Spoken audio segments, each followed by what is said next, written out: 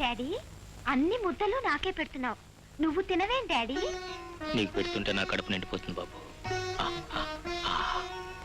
మరేమో నువ్వింత మంచివాడివి డాడీ ఎక్కడున్నాడని అడిగితే అమ్మకి కళ్ళ నిండా నీళ్లు తిరుగుతాయి, ఏడుపుతో మాట్లాక అక్కడి నుంచి వెళ్ళిపోతుంది.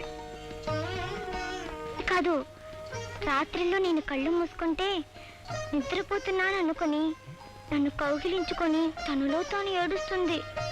నిజమా బాబు? అవును నానమ్మ, అమ్మ కళ్ళలో ఇన్ని నీళ్లున్నాయా అనిపిస్తుంది. తెల్లారేసరికి సగం తలగడ తడిసి ఉంటుంది. ఒకసారి అడిగితే కంట్లో ఏదో నలక పడిందిలే అంది. రోజు కంట్లో నలక పడుతుందా డాడీ? బహుశా పెద్ద నలక పడి ఉంటుంది, అది తీసుకున్న వరకంతే. అది తీయటం ఎవ్వరికీ సాధ్యం కాదా? నువ్వొక్కసారి వచ్చి అమ్మ కంట్లో మొహం పెట్టి గట్టిగా ఊస్తే పోతుందేమో డాడీ. నా తండ్రి, తండ్రికి బుద్ధులు చెప్పే కొడుకువి, 1000 ఏళ్ళు చల్లగా బ్రతుకు బాబు. బాబీ ఆడపిల్లయితే వాళ్ళ అమ్మకు బుద్ధులు నేర్పేవాడు. శాంత, పసివాళ్ళ ముందు అలాంటి పుల్లగరుపు మాటలు మాట్లాడకూడదు. అత్త మాటల్లో అబద్ధం లేదులే నానమ్మ, మా తాత ఎప్పుడూ ఆ మాటే అంటాడు. మా అమ్మమ్మ నోరెత్తితే మాత్రం చిల్లైపోతుంటాడు. ముందు వీడు తెలివి పుట్టి తర్వాత వీడు పుట్టాడన్నయ్య. పెద్దవాళ్ళని తప్పు పట్టుకోండి. పెద్దవాళ్ళు చేసినా చిన్నవాళ్ళు చేసినా తప్పు తప్పేగా. అడగలేక అమ్మ మావయ్య నా స్కూల్ ఫీజు కట్టడానికి డబ్బడిగితే అత్తయ్య ఇవ్వటానికి అడ్డుపడింది. మీ ఆయన్ని అడిగి తెచ్చుకోరాదా అని ఎత్తిపొడిచింది. చంద్రమావయ్య ఉత్త పిరికి, అత్తయ్య ఏమో బ్రహ్మరాక్షసి. అందుకే నిన్నంతా మా అమ్మ ఏడుస్తూనే ఉంది. నాకు కోపం వచ్చి తాతయ్య దగ్గర నీ అడ్రస్ తీసుకొని ఇక్కడికి వచ్చాను డాడీ. మంచి పని చేశాను. వెరీ త్వరగా ఫోన్ చేయి. స్కూల్కి వెళ్ళి నీ ఫీజు కట్టి నీకేం కావాలని కొని పెడతాను. Okay, come. Good morning. ఓ మిస్టర్ బాలసుబ్రహ్మణ్యం, మీరే కూర్చోండి. Thank you. ఏమిటిలా వచ్చారు? ఏం లేదు, మా అబ్బాయి బాబీ స్కూల్లో జాయిన్ చేయాలని. స్కూల్ ఫీజు ఎంతో చెప్తే. అడ్మిషన్ ఫీజు 1000 రూపాయలు.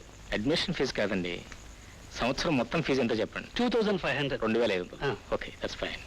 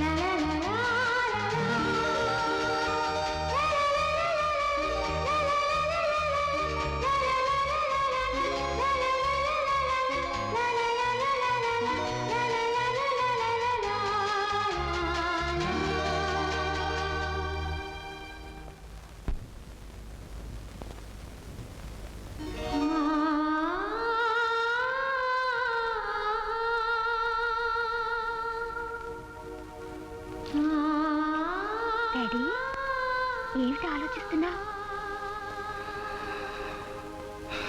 ఆలోచన కాదు బాబు, ఆనందం.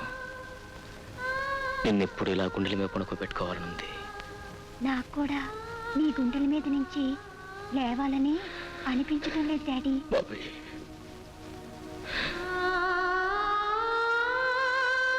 డాడీ, నిన్న మాట్లాడగనా? ఒక్కటేమిటి బాబు, ఎన్నైనా అడుగు. నువ్వు మాట్లాడుతుంటే ఇల్లంతా ముత్యాలు దొరికినట్లుంది. నువ్వు నవ్వుతుంటే చల్లని వెన్నెలు పరుచుకున్నట్లు అనిపిస్తుంది. ఎన్ని మాటలైన అడుగు. చిన్నప్పుడు నువ్వు మీ నాన్న దగ్గరున్నావా, మీ అమ్మ దగ్గరున్నావా? ఇద్దరి దగ్గర ఉన్నాను. అంటే మీ అమ్మ నాన్న ఒక్క దగ్గరే ఉండేవారా? అందరమ్మ నాన్నలు ఒక చోటే ఉంటారు బాబు. అయితే మరి నువ్వు అమ్మ ఒక్కచోట ఉండరే. నువ్వెప్పుడు అమ్మ దగ్గరికి రావే. నువ్వు అమ్మ మాట్లాడుకోరా.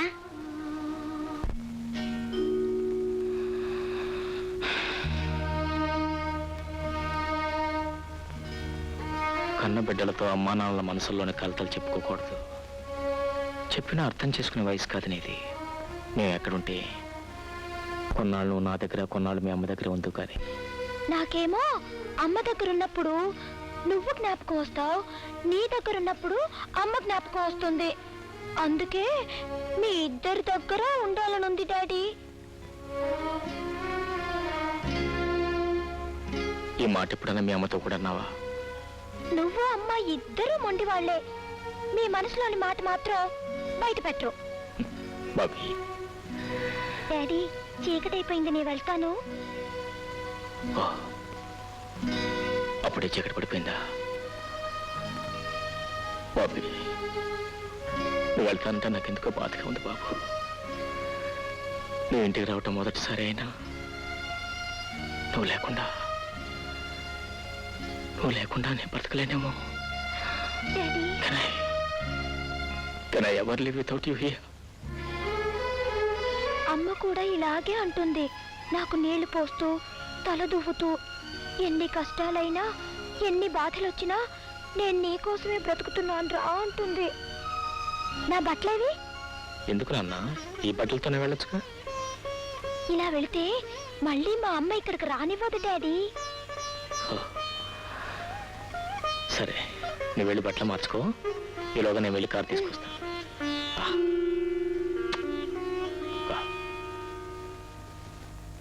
రైట్